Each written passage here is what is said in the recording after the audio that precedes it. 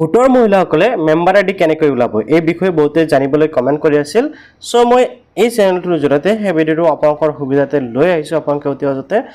গোটৰ মহিলাসকলে বা গোটৰ যি মেম্বাৰ আইডি সেই মেম্বাৰ আইডিটো আপোনালোকৰ ওলাব পাৰিব মানে কিয়নো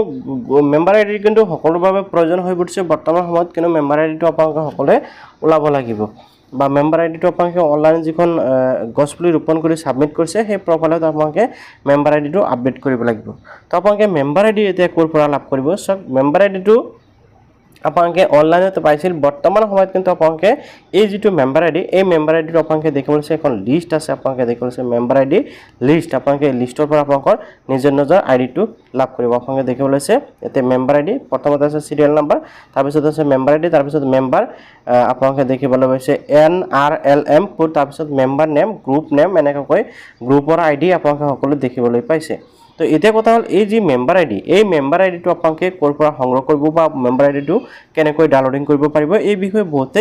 জানিব বিচাৰি আছে তো প্ৰথম কথাটো হ'ল যে আপোনালোকে বৰ্তমান সময়ত মেম্বাৰ আইডিটো অনলাইনৰ পৰা ডাউনলোডিং কৰিব নোৱাৰিব ঠিক আছে তো আপোনালোকে অনলাইনৰ পৰা ডাউনলোডিং কৰিব নোৱাৰিব এতিয়া আপোনালোকে এই মেম্বাৰ আইডিটো ক'ত লাভ কৰিব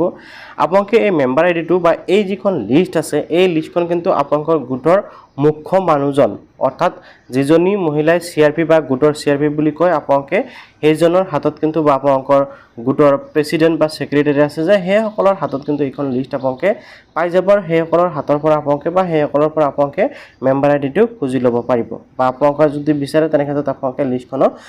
খুজিব পাৰে আপোনালোকক তেনে ক্ষেত্ৰত লিষ্টটো প্ৰভাইড কৰি দিব আপোনালোকে লিষ্টটো ল'ব পাৰিব অথবা আপোনালোকে আপোনালোকৰ গাঁও পঞ্চায়ত অথবা আপোনালোকৰ ব্লকৰ পৰাও কিন্তু আপোনালোকে এই যেটো লিষ্ট এই লিষ্টখন পাই যাব আৰু তাৰ পৰা কিন্তু আপোনালোকে মেম্বাৰ আইডিটো সংগ্ৰহ কৰিব পাৰিব আৰু আপোনালোকৰ যিখন কি প্ৰফাইল আপডেট কৰিব লাগিব প্ৰফাইলত আপোনালোকে মেম্বাৰ আইডি দিব লাগে ইয়াৰ পৰা সংগ্ৰহ কৰি আপোনালোকে মেম্বাৰ আইডিটো অতি সহজতে দিব পাৰিব তো আশা কৰিছো আপুনি নিশ্চয় বুজি পাইছে যে মেম্বাৰ আইডি কেনেকৈ পাব পাৰি এতিয়া অনলাইনৰ পৰা যেতিয়া নেকি